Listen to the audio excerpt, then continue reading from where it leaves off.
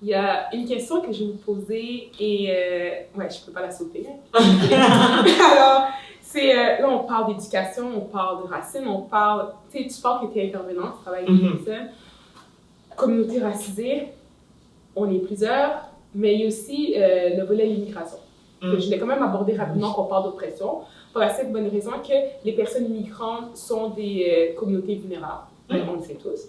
Donc, nous, en tant que communauté racialisée, on va vivre certaines oppressions. Puis il y a des oppressions de plus quand on est des personnes immigrantes. Tu parlais justement tout à l'heure qu'en tant qu'immigrante, tu sais qu'est-ce que tu as vécu. Puis je vais juste revenir là-dessus. En tant que le Québec, en tant que terre d'accueil, comment les inégalités raciales, le racisme systémique, comme on va le nommer, va influencer l'intégration de ces personnes-là au Québec. Ben, moi, je peux dire que pendant très, très, très longtemps, puis je pense que c'est pour ça aussi que j'osais pas prendre la parole, c'est que moi, on m'a appris qu'en tant qu'immigrante, je me mêle de mes affaires. C'est comme si qu'il y a qu'est-ce qui se passe au Québec, puis comme moi, c'est un privilège, juste le fait que j'ai accès à ce terrain-là qui m'en vaut là. Tu sais, c'est un privilège, je suis supposée respecter les limites des Blancs. Même quand je dénonçais, justement, maman était comme, genre, faut pas que tu fasses des Blancs parce que, comme, mettons, après ça, ils peuvent te déporter, puis des affaires de même, mais c'est mieux à dire, mais il y a la citoyenneté, mais tu comprends, mais même à ça, c'est juste comme, on m'a tellement fait sentir que j'étais différente since day one, que comme, veux pas, j'ai pas le choix, genre, comme, je pensais, en fait, que j'avais pas le choix de stay in my lane, dans le sens de me mêler de mes affaires.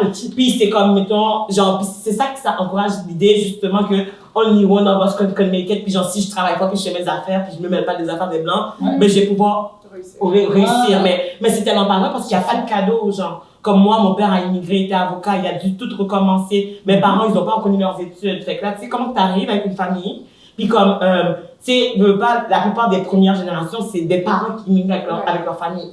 Fait que leurs études ne sont pas reconnues. Fait que comment t'es supposé vivre dans le système capitaliste, payer des billes, nourrir ta famille, avoir des responsabilités, puis recommencer tes études? Genre, c'est capoté parce que c'est comme si déjà là, en voyageant, eux, ils pensent que, we made it. Parce que si, moi, je dis toujours que les immigrants qui se rendent ici, c'est des fighters. Parce que c'est comme, mettons, genre, puis c'est poche à dire, mais je sais que il y a beaucoup d'Haïtiens, s'ils pouvaient, ils seraient pas en Haïti. Haïti, serait quasiment désert, là. Parce que pour eux, les gens ont la vision que aller à l'étranger, c'est made it. Ils comprennent pas qu'en fait, c'est le début, genre, de notre genre de struggle. Puis mes parents, nous, c'est comme, on va avoir des meilleures opportunités. Après ça, genre, on réalise que, en fait, non. Genre, il y a rien qui est pour nous. Puis, on est tellement jugés. Mettons, je vais parler, je me rappelle, mettons, j'étais à Montmorency, puis je fais une improvisation juste parce que je parlais, mettons, le français du Colombien appris, genre, de France, là, parce que c'est par ça qu'on apprend. Puis j'étais comme, t'es trop H, t'es trop ci, t'es trop ça. Après ça, quand que, genre, mettons, tu essaies de t'adapter, mais pas, c'est comme, ça te force à vouloir t'assimiler parce que tu veux pouvoir parler sans qu'on notice le fait que, comme, ça devient sujet, ta personne devient sujet de conversation, puis tout ce que tu dis, c'est pas important parce que, ils stickent sur le fait comme, dis tel mot, comment on dit ça. Genre, je suis pas là pour éduquer personne, je veux juste faire ma vie, mais c'est comme si que je suis obligée partout d'être, genre, le symbole, genre, d'Haïti parce que je suis immigrante. Puis très longtemps, j'étais comme, ok, tu sais, j'essayais d'être gentille, justement, puis je voulais pas rendre les gens confortables, même si moi, ça me rendait inconfortable. Puis c'est que j'ai commencé à voir que, à the end of the day, j'ai pas vraiment le choix de choisir, comme ma place, dans le sens que, comme, il y a pas de place, moi, j'ai toujours, avec mon podcast, c'est que, il y a pas de place pour moi. Mais j'ai dit, c'est pas ça qui m'a arrêté. On a créé notre propre table pour avoir nos vraies discussions parce que, à the end of the day, c'est bien beau attendre que les gens te donnent la permission d'eux, mais tu comprends que, ils pensent même pas dans leur réflexion, juste pour te dire. Je comprends, peut-être qu'ils vont penser, ils s'en foutent. Puis après ça, c'est que moi, je réalise que moi, j'attends une opportunité qui viendra pas parce que je pense que c'est eux qui vont me le montrer ou c'est eux qui vont être généreux. Puis après ça, même dans la communauté, je trouve, il y a beaucoup de potentiel il y a beaucoup d'humoristes, d'artistes, de stars qu'on a perdus juste parce qu'ils n'ont jamais eu la chance de shiner parce que ils se sont dit, j'ai pas de place pour genre, comme je suis une invitée, puis c'est comme, mettons, l'école de l'humour, là, il y en a plus. Mais avant, il n'y avait pas de personnes, genre, il y avait un peut-être qui représentait. C'était pas nécessairement accepté parce qu'ils ne reflétaient pas l'humour. C'est pas drôle, ou c'est comme des clichés, ou des affaires de même, mais c'est comme, nous, on pense qu'on n'est pas bon, mais c'est pas vrai, c'est juste que eux, le talent, des fois, moi, je dis toujours, dans ces milieux-là, le talent qu'ils recherchent, c'est le talent d'être blanc. Parce qu'après ça, t'as toutes les autres affaires, c'est juste que parce que t'es pas blanc, ils vont penser peut-être que, le Québec est pas prêt pour ça, ou c'est trop différent, ou deux noirs, c'est redondant, ça, c'est des affaires qui reviennent souvent, genre, dans le milieu des médias. Mais tu sais, qu'est-ce qui est drôle avec ça, c'est que le Québec est pas prêt pour ça. Ce discours-là, on l'entend, Après ça, tu as des patrons de Québécois qui ont fait ce que j'appelle de l'entrepreneuriat subventionné. Parce que si c'est de la vraie méritocratie, il y aurait beaucoup plus de diversité en termes de succès entrepreneurial, qui vont aller devant l'Assemblée nationale pour dire nos médias sont en train de mourir, on a besoin d'argent. Et quand ils pointent le diable, ils pointent Netflix. C'est quoi la grande différence entre Netflix et nos médias traditionnels québécois? C'est la diversité. On se retrouve. Oui, c'est la diversité. Donc, l'idée de dire que le Québec n'est pas prêt, mais moi, je connais tous les Québécois que je connais ont un compte Netflix et consomment Netflix. Il y a un mensonge qui est perpétué à l'idée de croire que le Québec n'est pas prêt pour.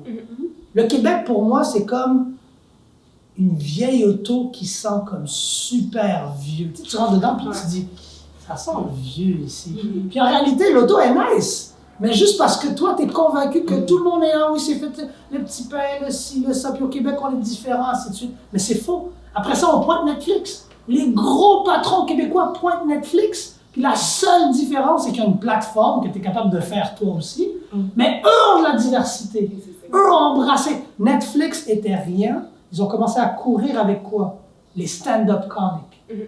C'est les stand-up comics qui ont fait exploser Netflix. Et Netflix, c'est pas une compagnie de films. Moi, j'ai parlé à CBC devant 200 personnes qui disaient « On veut comprendre la diversité ». C'était il y a 3 ans. J'ai dit « Vous êtes en train de vous battre contre une compagnie de data qui utilise la consommation numérique pour créer des projets. » Au début, Netflix, ils prenaient des licences de tout le monde. Puis ils jouaient les trucs de tout le monde. Puis après ça, ils ont dit « Wow, les stand-up des Noirs, ça fonctionne. » 6,99, la barrière économique, elle n'est plus là.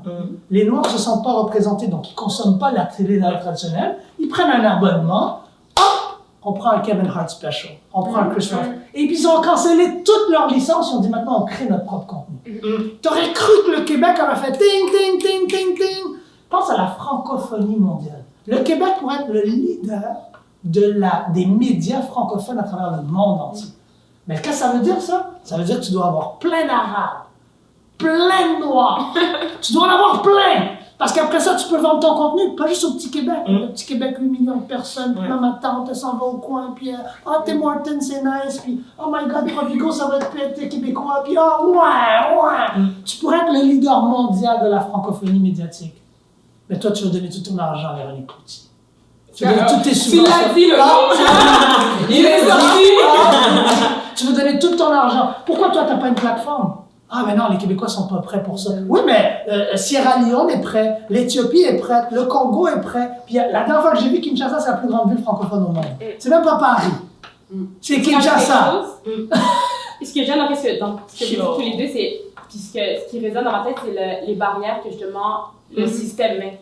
Les barrières, autant, je pense que tu l'as mentionné tantôt, pour les logements, autant les barrières pour l'école, autant les barrières pour justement le fait que je peux step up et parler de justement, hey, je viens de tel pays, c'est ma culture, je veux en parler. C'est ça. Puis je trouve que justement la terre d'accueil fait en sorte que les immigrants, quand ils viennent, tu l'as mentionné, il y a des barrières. Fait, je me dis, je peux pas justement pas me vendre, mais me dire, hey, je viens d'Haïti puis j'aime ça. Puis tu sais, il y a les barrières encore une fois qui font en sorte que, en terre d'accueil, je veux pas aller m'assimiler avec les autres parce que je me dis, le traitement, juste le traitement va être différent. Exactement, le traitement en tant que tel, ben moi, je viens au Québec, ben je vais aller voir les Australiens, je vais aller voir les autres personnes qui me parce que je me sens accueillie. Tu comprends? Fait que tu sais, je me dis, c'est là la limite, c'est là la barrière. Exactement, puis c'est là la barrière que je trouve qu'il faut briser pour que justement, qu'on puisse justement en apprendre plus sur autant les autres qui sont là. Exact. Right? Mais en même temps, quand tu dis la question terre d'accueil, je trouve qu'il faut tellement changer ce mot parce qu'une terre d'accueil, 100%. On me fait pas la c'est comme terre d'accueil, non! Mais ça, c'est les politiciens qui ont développé ça. Puis aussi, mais c'est aussi très difficile parce que aussi, si tu m'accueilles, donc je serai toujours un invité chez toi. Je ne pourrai jamais blaguer dans ta chambre, être à l'aise. Ça joue dans ta tête. Il y a le côté aussi qui veulent que tu restes au même niveau qu'au moment que je t'ai accueilli. Fait que le fait que je veux pas que tu évolues. Non. Tu m'aides, c'est stratégique. 100% c'est stratégique. Ok, il manque, il n'y a pas d'enfants. C'est pas pour nos beaux vieux. C'est vraiment, ok, il manque d'enfants, on veut plus de jobs, mais on va mais après, ils vont nous juger. On va tout en même temps, ça fonctionne pas. On est trop chaud, la terre d'accueil. Et pour moi, qu'est-ce que je trouve ça hyper compliqué, c'est que eux-mêmes, ils sont venus dans un endroit qui n'est pas le leur. Moi, c'est l'audace. Moi, j'aime pas les gens audacieux. C'est impressionnant. C'est inacceptable. Il y a des incohérences, il y a des choses qui sont inacceptables 100%. dans les propos, dans la communication, comme tu as dit. C'est Pour toute la moi, com. c'est de l'oppression encore, Ouais. c'est une violence. Quand tu dis, ben, ici, au moins, on t'a invité chez moi. C'est ça.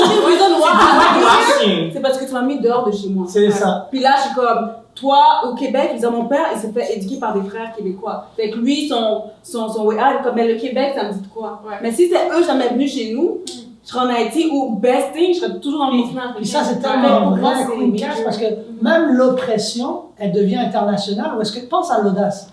T'es pas chez toi, je suis pas dans mon condo, mais j'invite mes amis, puis je leur dis, ouais, t'es mieux d'être content d'être dans mon condo. Puis le propriétaire est dans la salle d'eau. Il n'y a pas d'eau. Il n'y a rien. Lui, il est dépressif, il boit de l'alcool. Puis je te dis, quand toi chanceux que t'es dans mon condo, puis je peux te foutre dehors quand je veux, puis tatati patata.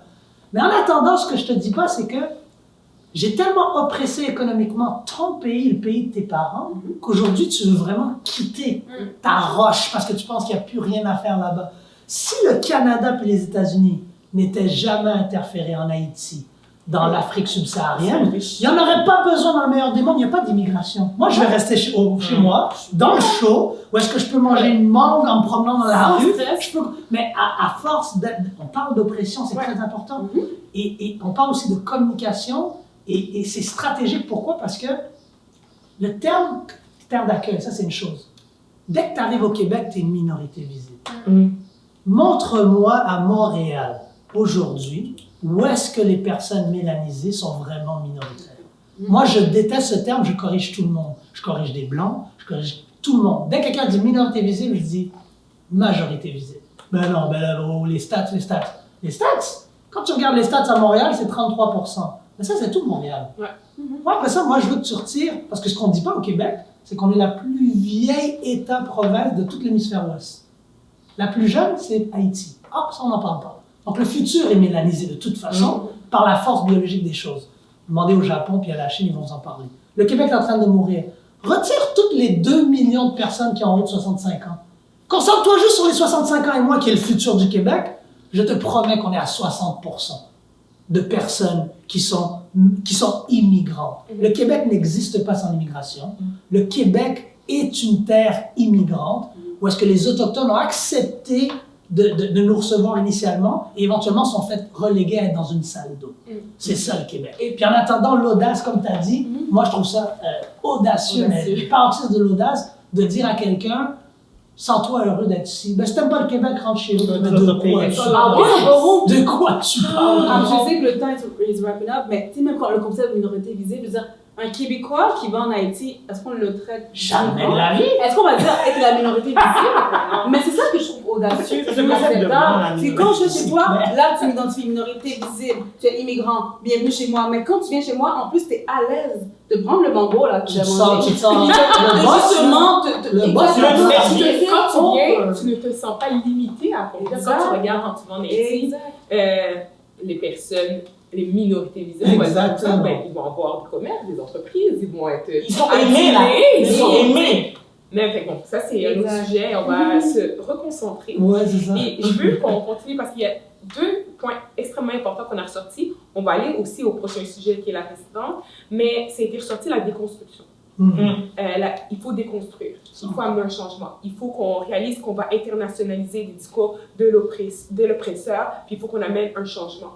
Il y a Martin Luther King qui a dit ce qui m'effraie, ce n'est pas l'oppression du méchant, mais c'est l'indifférence du bon. C'est comme on a réalisé dans ce post-Covid-là, pas post-Covid, mais post-Covid, on espère, mais le post-George Floyd, il faut qu'on se lève, on ne peut plus rien dire, on doit se lever, on ne peut pas rester indifférent. Il faut que, même si à chaque fois, comme tu disais tout à l'heure, à chaque fois je vais dire, j'ai dit la semaine dernière, j'ai dit hier, j'ai dit ce matin, mais je vais le redire, et on va dire que c'est inacceptable. C'est en quelque sorte, on doit résister. Il y a une résistance qui doit se faire, puis cette résistance-là va se faire de différents moyens. Puis je veux vous demander à vous, pour commencer, c'est quoi les différents moyens de résister au système d'oppression? Grosse question. Moi, c'est le premier mot qui me vient en tête, c'est un peu comme tout vous le faites, ton podcast, justement, l'organisme pour lequel tu as essayé de travailler, il faut prendre action. Il faut justement, autant les gens autour de nous, nos amis, comme Christelle a mentionné, en prenant action, en disant, OK, voici qu'est-ce que je fais, puis voici de quoi je te parle, puis voici le livre que je te dis de lire. On peut appeler des livres d'éduquer aussi. Je le dépose. Mais surtout, je pense, c'est faire du bruit. Moi, c'est vraiment de déranger les gens. Tu sais, quand je dis déranger, c'est de les faire... Créer un malaise. Tu sais, créer un malaise, puis de dire, voici ce que tu dis, puis voici qu'est-ce qui est pas correct. C'est de là que je dis de prendre action, parce que je trouve que comme, c'est bien beau comment je fais dire ça? C'est bien beau de dire, OK, je vis quelque chose, puis dis-moi pas ça, va au-delà de ça. Va éduquer la personne. OK, c'est bon, il y a plusieurs organismes qui existent déjà, d'aller s'impliquer ou de les faire justement valoir aussi, vous ne voulez pas ces organismes-là. Mais aussi, plus haut, je parle des systèmes. Les systèmes, souvent, je pense que moi, personnellement, en tant que personne, je suis trop petite pour aller atteindre le système, mais je pense qu'il y a d'autres personnes que moi aussi, d'année en année, je peux avoir une influence sur ces systèmes-là. Je peux avoir une influence sur les gens qui sont justement haut placés, puis de leur dire, réveillez-vous, puis voici qu'est-ce qu'il faut faire. C'est juste le fait que, comme tu as pu justement interviewer Tibet, là, ça va avoir un impact, ça va faire parler les gens, ça va faire en sorte que justement, il va y avoir un changement petit par petit, tu vois. Qu'est-ce qu'on fait en ce moment aussi, tu sais. Oui, non, on parle, mais il y a des gens qui vont écouter ça plus tard. Dans 10 ans, dans 5 ans, dans 2 semaines, dans un mois, ça va avoir un impact, ces gens-là, ça fait en sorte que comme, leur manière de penser, ça va changer. Puis ça va créer justement des manières d'agir différemment qui vont avoir un impact. Puis je pense que moi personnellement, c'est de là que je pars comme ça. J'aime ça. Moi, c'est bizarre là. Je trouve la meilleure façon de rester pour moi, c'est en prenant soin de moi. Parce que je trouve que moi, j'étais dans une optique que j'arrêtais pas, puis j'ai frappé un mur, pour être honnête. Surtout avec 2020, où c'est qu'on travaille fort, c'est des enjeux qu'on vit chaque fois. Puis parler de racisme et le vivre, je veux dire, moi, quand je conduis ma voiture ou je vois une voiture de police, je stresse. Fait que si le soir, après ça, je parle à un jeune qui a vécu de problème racial, je suis trigger. Ben oui. Fait que pour moi, je sais que c'est un combat de longue haleine.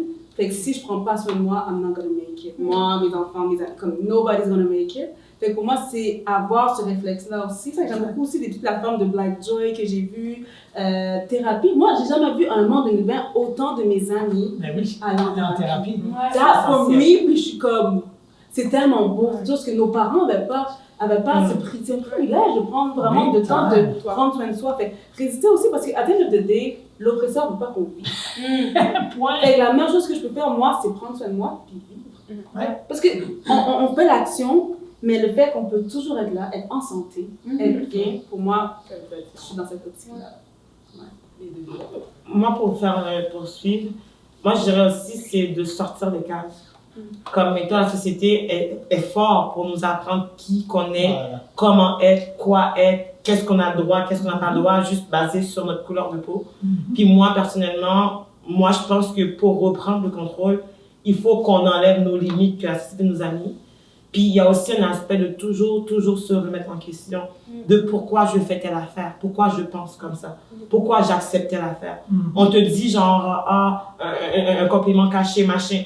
C'est de demander est-ce que genre c'est acceptable, est-ce que moi j'aurais dit la même chose, parce qu'à la aussi il y a l'aspect de respect, de traiter l'autre personne comme que toi tu aurais voulu être traité, puis c'est souvent on s'en rend pas compte, puis c'est de nommer, c'est se déconstruire. Moi je peux plus écouter un film sans que je vois comme pourquoi que la personne c'est un film de noir, puis pourquoi que c'est juste des light scenes qu'on va dans le film, ou genre mais natural people, parce que c'est pas ça, genre comme être noir puis ils montrent juste une version, puis il y a pas, puis c'est ça l'affaire aussi, c'est que ils montrent souvent qu'on est un ensemble, un tout. On n'a pas d'individualité. Genre, c'est là que, comme mettons, on doit oser. On doit être nous-mêmes puis pas avoir peur, parce que, à the end of the day, les gens sont jamais d'accord avec qui qu'on est à la base. Juste en nous regardant, ils sont pas d'accord. Si on attend après eux, on fera rien. Mais à partir du moment qu'on dit, genre, comme, you know what, I'ma do me, just do you. Genre, comme, tu veux faire ci, vas-y, tu veux aller dans l'espace. Pourquoi pas, tu sais, mets ton travail, fais tes affaires, fais tes recherches, prends tes initiatives. Do it, parce qu'il faut qu'on arrête d'attendre. Oui, non, pour moi, je pense que ça a très bien été dit. Moi, je pense que self-care en 2021, c'est un acte révolutionnaire en soi. Tu sais, tu peux pas... Il y a la résistance collective, mais il y a la résistance aussi individuelle. Mais je pense que on est dans un système qui nous pousse à l'individualité. Si on prenait le temps juste regarde les communautés autochtones, juste aujourd'hui, la dame elle a parlé de collectivité, puis du fait que c'est vrai, on est une pièce circulaire, mais on essaie de nous rentrer dans un carré. C'est vrai. C'est vrai. Il n'y a aucun humain qui est fait pour être seul. C'est prouvé. Tu regardes dans les pénitenciers, la pire chose que tu peux faire, c'est mettre quelqu'un en solitary confinement. So, c'est quoi l'acte de résistance de quelqu'un qui est en prison? C'est de dire, put me in the hole. Mais quand je suis dans le hall, je me répète des trucs. Tu sais, mais la minute que tu ne lui permets pas de vivre, de lire, pour lui, c'est ça, vivre. C'est être capable d'escape. Ça dérange. L'être humain n'est pas fait pour être ça. Donc moi, je pense que l'acte de résistance collectif, c'est de continuer à prendre l'espace qui dérange. Lorsque l'espace ne nous est pas donné de créer nos tables. L'acte de résistance, numéro 1, c'est de dire non. Moi, je dis toujours non, c'est une phrase. Je dis, what do you mean by that? Quand il dit non, c'est une phrase complète. Toi, tu l'as pas entendu, mais moi, j'ai dit non. Non, c'est non. On te dit, viens sur la couverture. Je presse, je te donne aucune opportunité, je te crée aucune job. Je prends des subventions qui pourraient aller avec toi parce que je suis une femme blanche, je fais partie des minorités. Je fais partie de la diversité. Radio-Canada coche diversité. Mais je mets 9 femmes noires, des queens, des femmes qui sont talentueuses, compétentes, mais qui comprennent peut-être même pas qu'est-ce qui est en train d'être fait. On profite. La résistance individuelle et collective, pour moi, elle commence par le non. Non, j'accepte pas. Non, je ne serai pas. On ne va pas me tokeniser. Non, je n'accepterai pas même de l'oppression des gens qui me ressemblent. Parce qu'il y en a beaucoup, là. Il faut se dire les vraies choses. Il y en a beaucoup d'oppression. Combien de gens n'ont jamais occupé Woodstock, jusqu'à temps qu'Woodstock réussissent à aller chercher tout ce qu'ils ont été chercher en 2020. Là, tout d'un coup, Woodstock, c'est comme BLM, ça fait partie. Ces gens-là, ils font partie de l'oppression. Moi, je dis, il y a une résistance individuelle, self-care, meditation, taking care of myself. Non. Il y a une marche aujourd'hui? Non, je n'y vais pas. Je prends soin de moi, de ma santé. Ça ne fait pas de toi moins pro-black, plus pro-black. Même toutes ces affaires-là, là, antiraciste, pro-black, this is part of the system, it's part of the lexicon. They're trying to divide us. Ah, toi, t'es plus pro-black que moi. Tu dates quelqu'un qui est blanc. Ah, t'es pas pro-black. Parce que si t'étais pro-black, on me l'a dit, hein. Mais non, on l'a dit. Arrête. On m'a dit, je pensais que t'étais pro-black. 100%. Mais moi, ce que je dis toujours à ces gens-là, on a parlé même, tu l'entends sur ton podcast sur un autre, c'est sans cette mixitude d'oppresseurs oppressés, puis de gens qui sont juste contre l'oppression, il n'y aurait pas d'Émilie Nicolas, il n'y aurait pas de Balarama Holness, il n'y aurait pas de Will Prosper. Moi, je ne suis pas pro-black parce que ma mère est blanche. Il n'y aurait même pas de... Oublions Barack Obama, Malcolm X. Donc, en attendant, cette idée, c'est de la division. Moi, la résistance, ça commence avec le non, sur plusieurs aspects que je pourrais parler longtemps. Puis, collectif versus individuel. Individuel, tu as tout dit, Queen Cass, c'est me, self-care, my health. I can't fight. Les femmes, tu vois, j'ai marché, Indigenous Lives Matter, Black Lives Matter, and I feel like shit, j'ai envie de me jeter en bas d'un pont. Tu sais, du pont de Candiac. Y a-tu un pont à Candiac? Candiac, je te fais subir. Mais je crois que tu voulais rajouter quelque chose. J'ai juste, rajouter quelque chose à ce que tu as dit, parce qu'il y a l'aspect aussi, puis toi tu l'as nommé aussi, c'est que moi je trouve que ce qui serait vraiment énorme aussi, c'est l'unité. Parce que je trouve que nous, en tant que communauté, on est tellement divisés, chacun pour soi, whatever et tout. On est tellement occupés à blâmer qu'est-ce que l'autre fait comme initiative, comment que l'autre essaie de résister. À dire, on est un peuple qui a tellement de traumas. La plupart de nous sont pas suivis par des psychologues, justement. Fait qu'on essaie tous de gérer avec cet héritage de trauma-là à notre façon. Puis c'est genre l'entraide, le support. Comme, tu sais, ça ne coûte rien, genre, de juste, comme, prendre le temps, juste avant cette conversation. On aurait pu faire comme, je suis trop occupée, tu sais. Mais non, juste faire l'effort, parce que, à nous, on travaille toutes pour la même chose. On veut toutes la même chose, que notre communauté, on soit level up. Mais c'est que, genre, moi, level up avec mes amis, puis les 16, ça l'amènera à rien, parce que, à nous, plus qu'on va être partout, plus qu'on va être pris en considération, que les décisions vont être prises. Mettons, genre, que, il va avoir la table des députés. Mettons que, genre, il est pour avoir des affaires comme qui sont pas correctes. C'est sûr qu'il va y avoir des personnes qui vont prendre parole parce qu'on va être là. Puis nous, on va être plus en confiance aussi, puis on va être capable de oser parce qu'on sait que, de toute façon, il y a telle personne qui défend mes intérêts. Puis aussi, c'est tellement bon qu'est-ce qu'elle dit, parce que moi, l'unité, qu'est-ce que j'essaie d'apprendre, ça veut pas dire nécessairement qu'on est d'accord sur tout. On peut tous être assis ici, don't agree of the same thing. Mais je pense que longtemps, on essaie d'être, mais non, il faut qu'on soit en accord. Non, mais seule personne. Toi, les 9 femmes, t'es comme non, mais tout le monde, c'est comme non, on aime ça. Mais it's okay. Je crois que c'est ça qui est important, la différence des opinions. Puis que moi, souvent, we're not on the same page, but we want the same end. Et c'est correct, parfois, de juste... Il faut ça. Puis se dire, je respecte ton opinion, je suis pas d'accord, mais je respecte ton opinion, ta vision, on peut rester unis. C'est comme une famille. On my twin sister. Non, on nous apprend qu'on est obligé d'être d'accord. On nous apprend que, ben, tu sais, les noirs sont ci, les noirs sont ça. Fait que, entre noirs, on est entre nous. Ben là, on est obligé de faire ça parce qu'on est des noirs. On est obligé d'être d'accord, puis j'adore quand tu dis ça parce que le respect passe après toi. Après ça, tu sais, genre, on peut se parler, on peut pas être d'accord, mais après, on peut quand même se respecter, s'aimer puis vivre ensemble. L'unité, c'est d'accepter justement qu'on va avoir différentes opinions, mais en même temps, on va combattre parce qu'on se bat pour la même finalité. Voilà.